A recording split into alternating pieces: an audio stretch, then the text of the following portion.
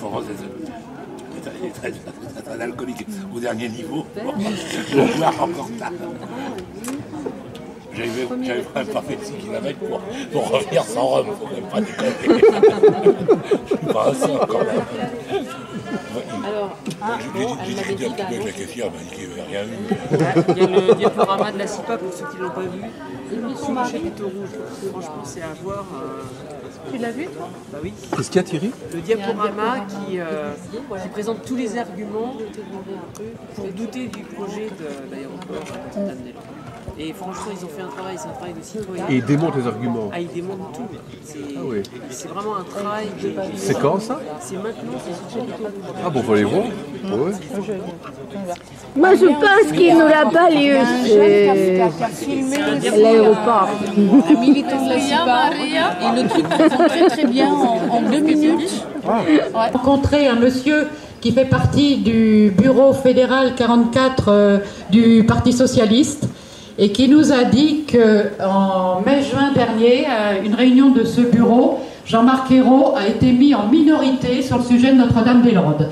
Ce n'est pas sorti dans la presse.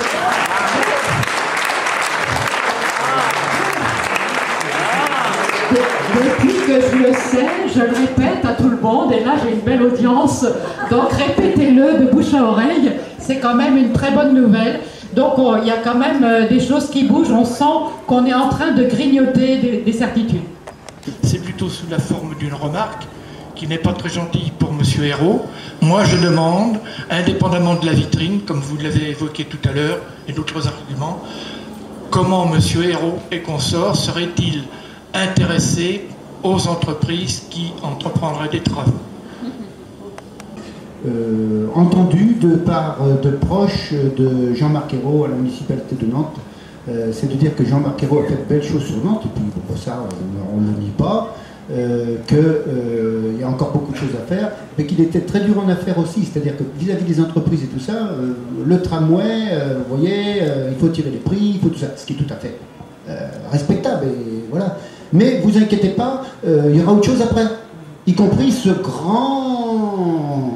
grande infrastructure qu'on a promis et repromis, voyez, et on a un petit peu l'impression, mais c'est entre nous, faut pas le dire, que Jean-Marc a peut-être fait un mandat de trop parce que ce serait plus facile pour lui aujourd'hui si il avait gardé ses responsabilités nationales et passé la main, parce que le successeur aurait pu peut-être être plus libre vis-à-vis des promoteurs. Votre document, je crois qu'il est effectivement très convaincant, et notamment on peut regretter que la presse ne reprenne pas vos arguments principaux. Ceci dit, moi je pense que pour ce combat, il ne faut pas rester au seul niveau du département de la Loire-Atlantique, parce que je suppose que ce n'est pas seulement le département de la Loire-Atlantique et l'État qui vont payer, mais que la région notamment, la région Pays de Loire, sans doute aussi la région Bretagne, je crois qu'ils se sont engagés, vont également financer ce projet. Donc c'est là où effectivement le document que vous avez fait, les explications, les arguments, pour obliger la presse aussi à en parler, la presse locale, je crois effectivement qu'il faut faire un effort pour sortir du département. Donc là, c'est pas aux élections régionales, parce que quand même il y a des élections régionales, il faudra bien que les partis soient clairs là-dessus par rapport à l'aérodrome. Donc l'information est à faire non pas seulement 15 jours avant, mais je pense que dès cet automne, il faut déborder sur tous les départements, effectivement, de la région Pays de Loire, mais aussi de la Bretagne, notamment les plus proches, l'île-Vilaine, etc. Deuxième point, d'ici là un peu, je dirais qu'à votre argumentaire, mais ça viendra peut-être plus largement dans le débat, il faudrait poser le problème plus global, effectivement, est-il opportun aujourd'hui de continuer à développer les vols aériens à l'heure d'Internet, à l'heure où il y a d'autres moyens de communication, etc., sans compter effectivement le coût au niveau du CO2, etc. Je crois que cet argument-là, vous avez déjà, je dirais peut-être un peu trop rentré dans les détails d'ailleurs, mais il ne faut quand même pas l'oublier. Pour moi, c'est aussi l'argument d'avenir important.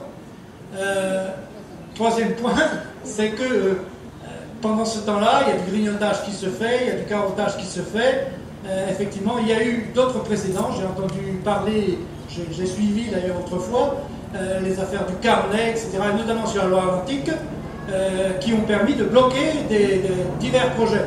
Je pense que vous allez réfléchir également aux moyens effectivement concrets sur place de bloquer le plus longtemps possible justement ces projets de façon à les faire capoter en définitive. Merci.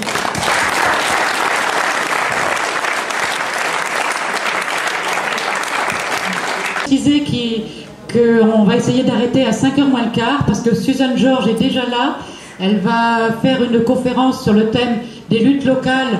C'est une trace, qu'on soit un technicien ou un grand élu, celle sans doute pour Jean-Marc Ayrault, qui est beaucoup cité, parce que c'est quand même le boss dans cette affaire sur cette région, celle qui consiste pour lui à être le rayonnement de son aéroport dans le Grand Ouest, au-dessus de Rennes, au-dessus des autres villes de la Bretagne, etc. Donc je disais l'autre jour que moi qui suis élu et dans le collectif d'élus que nous avons lancé à plusieurs en essayant de traverser toutes les familles politiques, un collectif que nous allons étendre à tous les départements limitrophes, et ça a été dit tout à l'heure, pour aller plus fort et plus loin, car je ne fais pas partie des naïfs qui pensent qu'on peut convaincre Jean-Marc Ayrault. Mais si à l'intérieur de toutes les familles politiques, des collectifs d'élus, des pressions dans les élections qui viennent, et jusqu'à 2014, il y en a pratiquement une par an, il y a de quoi faire, il y a de quoi mobiliser les citoyens, les élus, eh bien, pour qu'ils rendent les armes sur ce projet qui est un contresens économique et une aberration écologique majeure. Mobilisons partout les citoyens, mobilisons les élus et enterrons ce projet comme on en a enterré d'autres. Je crois qu'on ne peut pas le faire les uns sans les autres.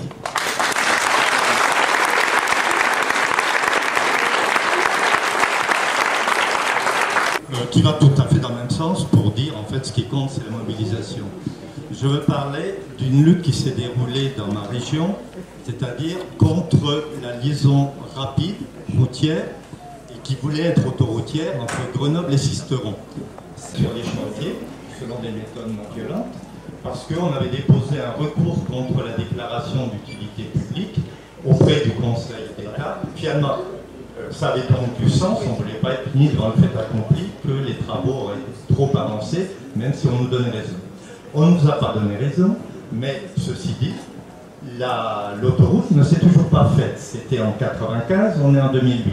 Or, il y avait eu la déclaration d'utilité publique. C'est simplement l'information parce que je pense, je peux me tromper, qu'il y a un certain nombre de citoyens qui se mobiliseraient, mais qui quelque part, à partir du moment où la déclaration d'utilité publique est encaissée, croient que c'est foutu, ça ne sert plus beaucoup de résister. On pourrait imaginer de collecter d'autres exemples. Là, je vous donne cet exemple-là à laquelle j'ai participé, mais il y en a certainement beaucoup d'autres. C'est pas parce que la déclaration d'utilité publique est passée que c'est foutu.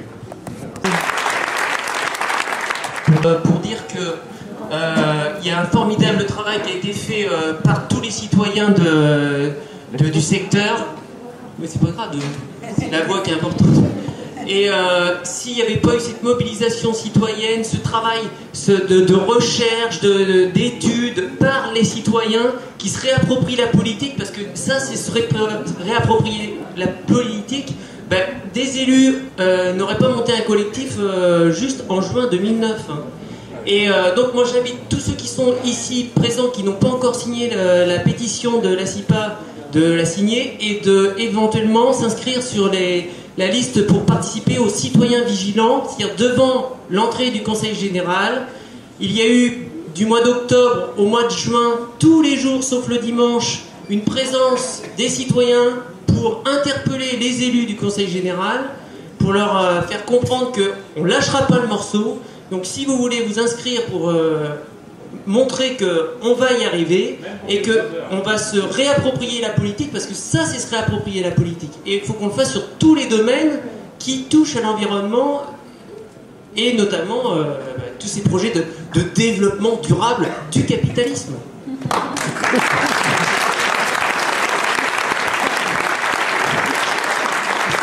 Conférence de Suzanne. Alors ça c'est possible. Vous êtes d'où, de Mayenne?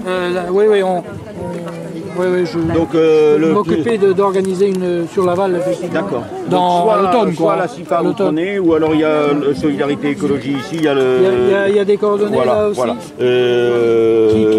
Qui plus précisément Geneviève Le Bouteux. Ou Michel Tarin. Mais bon, ça, c'est plus juste, ça.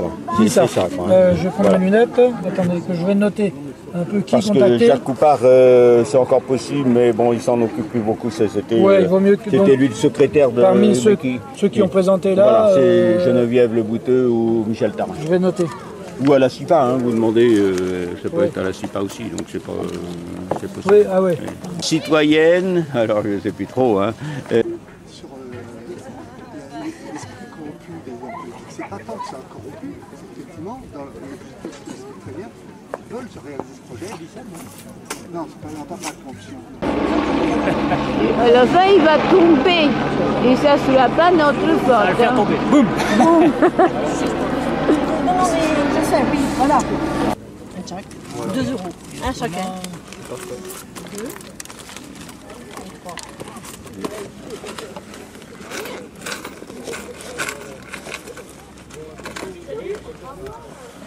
Merci.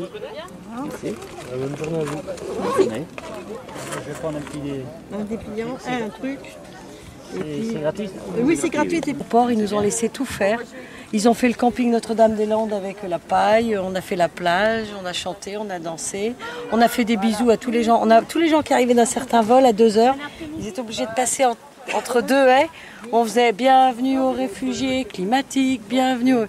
Puis on leur faisait des bisous et tout, c'était super. Et les gens, comment ils réagissent? La plupart bien. Il y a même un flic à qui j'ai dit, mais comment ça se fait que vous nous laissez tout faire? Il a dit, tant que vous détruisez rien, que vous n'empêchez pas l'aéroport de fonctionner, on a ordre de vous laisser faire. Les avions mais 150 dans les halls d'arrivée, là on a foutu un souk. Eh ben, c'est super. Et le flic, il était contre l'aéroport. Et puis on disait des choses aux gens dans les films. Moi je leur dis, comme disait Gandhi, vivez simplement pour que simplement d'autres puissent vivre. Je trouve que c'est une phrase qui résume tout. Là, tu... Ah non, je ne l'ai pas. Alors il y avait la nana, la journaliste de Libé. Elle est plus commandée par Libé, mais elle est restée par conviction. Elle a filmé, il y avait France Bleu, il y avait France 3, il y avait Presse machin là, Presse Ouest. Il est resté 2 heures avec nous. Donc, je pense qu'il va y avoir des retombées. Voilà. Oui, je sais bien, mais tu cherchais... Non, mais j'ai toujours pas trouvé.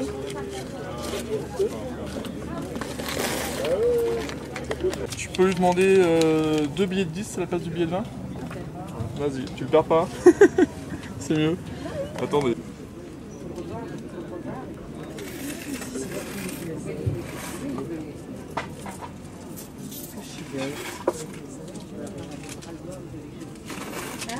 De la prairie, le jour de gloire est arrivé. Contre nous, tous ceux qui se gavent, ces connards ignorent, on décide. Entendez-vous de nos villes rugir les fiers gens du tiroir méprisés par une poignée de décideurs? Nous sauverons l'avenir de nos enfants. Aux arbres, aux citoyens, formons nos bataillons, marchons avant qu'un sang impur abreuve nos siens. Et c'est signé comment? Roger Deslandes. Merci beaucoup.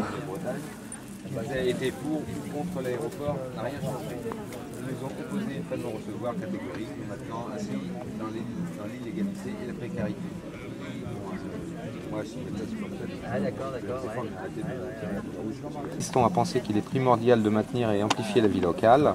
Nous avons bien l'intention de rester, car c'est pour nous la seule façon efficace d'empêcher l'aéroport. Non à l'aéroport, non à la destruction. Je pense qu'on va discuter sur le fond du texte. De toute façon, c'est pas ce que j'ai dit aux médias depuis ce matin. Et qui le... Ce message est signé les habitants du Rosier et leurs voisins solidaires. Et le début, c'était quoi? Les habitants du Rosier, suite à l'article de Presse Océan de ce matin. Voilà, ils ne veulent pas répondre point par point au pseudo-article de soi-disant information du Presse-Océan. Mais bon, ils sont stigmatisés dans cet article. Ils sont, en fait, ce sont des délinquants qui ont volé, qui ont effectué un vol sur le Super U de Vigneux de Bretagne cette semaine. Et ils sont accusés directement au travers de cet article, puisqu'on accuse donc l'association qui travaille au B17 et on accuse en même temps les habitants du Rosier. Les habitants du Rosier étant 3 personnes connues qui sont connues, dont la mairie a les noms, la mairie de Vigneux a les noms. Je considère que ces 3 personnes sont accusées de vol directement par le journal Presse-Océan. Et ils ne sont pour rien. Ben, ils n'y sont pour rien dans ce commando qui est venu on va dire, faire un hold-up au Super U de Vigneux. Et vous êtes ici, sur le camp? Je suis, moi, ici sur le camp, mais je ne suis pas dans ces habitants qui contestent. Je suis en train de lire un article qu'ils m'ont donné. Ah, très bien. Dominique Fresneau pour la CIPA. Co-président de la CIPA. Et qui a fait le cas, c'est évidemment des provocations. Bah non, ce sont des provocations qui ont été faites en dehors de cette semaine de résistance, en dehors du camp Action Climat, mais qui ont, on va dire, dont on accuse des habitants locaux d'avoir perpétué ces méfaits. Oui. Donc c'est pas logique qu'on accuse directement dans un journal, sans preuve, que ces habitants soient impliqués dans ce vol.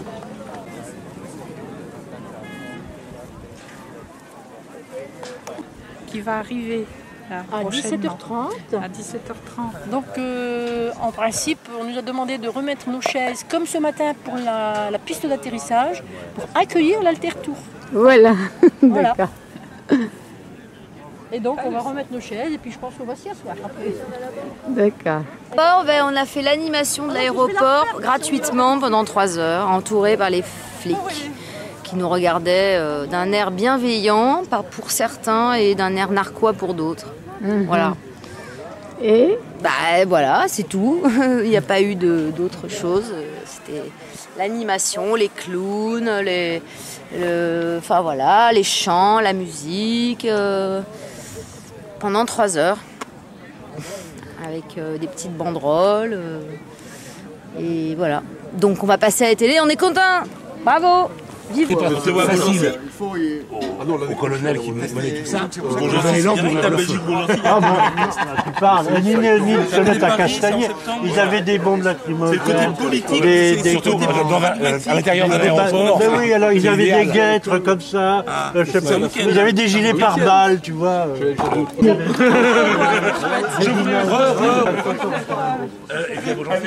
Ah oui, normalement, oui. Ciao. Ciao, ciao. Arrivederci. Au revoir. Tu étais de quelle région? Marseille. Enfin, j'en suis C'est pour ça que toujours tu parles d'ailleurs. tant avec la truculence. Moi, Tu souffles. Non, je ne souffle pas. Je cherche encore quelqu'un. En tant que faire la proposition d'une activité pour la semaine de résistance et inviter Yann Arthus Bertrand à faire un survol en hélicoptère du bocage. Ah ouais, mais viens, l'hélicoptère. Mais pareil, tout à l'heure, j'étais sous le chapiteau. C'était la police. Ouais, d'accord. Il a publié un livre en forme de terre, puis un rectangle autour. Et en fait, j'ai découvert, j'étais hébergé chez des gens qui habitaient à Notre-Dame et j'ai commencé à lire quelques pages. C'est affligeant, c'est cet apolitisme. C'est-à-dire que l'homme a détruit la nature, on ne sait pas pourquoi, dans quel contexte. Surtout le capitalisme, il n'existe pas. Il n'y a pas de pression. C'est le monde des bisounours, quoi. Alors qu'on il doit être en compte, le DVD. C'est un photographe canadien. Et la première séquence du film, c'est un travelling de 5 minutes. Donc c'est une caméra qui est passée sur un rail. Et on voit les chaînes dans une entreprise en Chine. Et pendant 5 minutes, on voit que des chaînes de montage avec des ouvriers qui savent faire. Et après, il fait un grand plan et on voit une avenue. Alors les ouvriers sont sortis pour la photo et il y a un bâtiment avec des milliers d'ouvriers et le même bâtiment symétrique. Et là on se dit ah ouais, c'est ça. Et en fait tout le reportage est sur les photos, sur ce que ça engendre le productivisme. Donc il fait des photos de toutes les décharges où les gens en fait trient tout et recyclent tous les métaux qu'on leur envoie par conteneur. C'est-à-dire que nous ce qu'on balance, ce qu'on jette et qui est promis au recyclage, ça part en Chine et c'est recyclé par là-bas. Toute l'électronique c'est là-bas. Et c'est les gens avec leurs petits marteaux qui enlèvent des trucs, des microprocesseurs et qui brûlent au chalumeau les composants. Mais ceci dit, il y a quand même... C'est un de mes problèmes, ça, c'est que il faut quand même comprendre que quand on est dans ce contexte-là, on est des gens plus ou moins informés. Je pense qu'Arthur, je ne suis pas attaché de presse d'Arthur Bertrand, mais je pense que c'est un homme qui est préoccupé par l'image, c'est un photographe. Je pense que l'image, c'est quelque chose qui malheureusement a pris un peu beaucoup de... Et je pense qu'il fait le pari, alors peut-être je peux me tromper, hein, mais il pense qu'il fait le pari que l'image se suffit à elle-même et que de montrer des belles images, ça suffit. Je connais des gens qui sont un petit peu impliqués, qui ont trouvé son film très bien. On sait comment il est financé, tout ça, mais je veux dire, il y a... Dans le film documentaire, là, c'est que en fait, ces paysages manufacturés, ils sont beaux. Ah oui, d'accord. C'est horrible à dire. Hein. Oui, non, il y a des montagnes qui sont excavées parce que c'est des mines à ciel ouvert. Il y a une beauté dans le graphisme et tout ça. C'est ça qui est... Arthur Bertrand l'a compris aussi, il a fait aussi des photos. Je veux dire, mais ça en reste là. Ouais. Dans certaines de ces émissions qui se passaient sur France 2, justement, quand ils montrent des mines de cuivre. Ouais, vue du ciel. Tout est beau. Tout est beau. Et ça, après, on peut pas lui enlever ça, c'est quand même bien filmé, quoi. Vous savez ce que dit le peuple, si on peut utiliser ce mot? Il fait du beau avec du lait. Avec du moche. Ah oui, c'est ça. C'est vrai. Et je pense qu'il ne retranscrit pas la vérité, justement. Non, c'est bien évident. Et je pense que c'est un leurre magistral. C'est un leurre. Je manufacturais parce que il y a toute une série de... Alors il commence sur les gens en Corée du Sud qui construisent les bateaux, là, donc les chantiers navals du Sud. Et ensuite, on voit c'est filmé en noir et blanc. En fait, c'est le reportage sur le photographe. Et on voit c'est en noir et blanc au début qu'on n'arrive pas trop à comprendre. On voit des gens qui sont en train de découper des choses, de l'acier en tout cas. On voit on voit des bateaux, donc on se demande s'ils sont en train d'être construits ou pas. Puis là, il y a la couleur et on voit qu'ils sont en train, au Bangladesh, de découper les vieux pétroliers qui sont échoués dans les mers pour récupérer l'acier et tout ça. Et on voit des gamins pieds nus dans le pétrole pour récupérer les fonds de cale pour les dernières traces de pétrole. C'est justement du concret quoi, par rapport à notamment des gens. Là, il y a une dame qui nous a parlé hier après-midi. Elle est à... Alors c'est une ville dans l'Essonne, une petite ville dans l'Essonne. Et il y avait un terrain vague au pied d'immeubles. Ils ont délimité 2 mètres carrés. Ils ont mis des pelles, des binettes, quoi, tout ça. Ils ont mis des graines de courge et puis ils ont observé ce qui se passait. Ah oui, j'ai oublié, ils ont fait un facsimilé d'un permis de construire avec les numéros de ça, mais ils ont dit permis de jardiner. Alors les gens avaient puis c'est pas signé, rien du tout. Et ils venaient régulièrement à un moment donné. Et les gens, et les gamins commencent à venir parce que ça commençait à pousser. Et puis ils commencent à discuter, mais vous êtes qui? Pourquoi vous faites ça? Et en fait les gens, ils se posent la question. Puis c'est là qu'ils ont découvert que il y avait pas, c'était pas un terrain constructible. Donc peut-être que ça allait être un terrain qui allait être cultivable. Donc en ville avec des gens... Donc il y a juste avec un panneau et 2 mètres carrés où ils ont semé des trucs. Quoi. Donc ça c'est aussi une autre façon d'interpeller les gens. Quoi. Ah, avec autant de bébés qui viennent, c'est certainement qu'il y aura un changement. Ça c'est sûr. Maria, parce que je suis fatiguée de la semaine là a été très difficile. Et je voudrais dire à Maria grand merci pour tout et dire à la prochaine fois, aux prochaines rencontres, je serai heureuse de te revoir, Maria. Non, mais c'était pas ça, c'est quand tu invitais l'autre. Non, je suis fatiguée. Je n'arriverai pas à mon optimum de ce midi. La prochaine fois, tu me prendras en pleine action. Et là, on arrivera à une magnifique imitation. D'accord ? D'accord. Bon, et ben je te dis à bientôt quand même. À bientôt. Je t'embrasse. Et moi aussi. Ciao.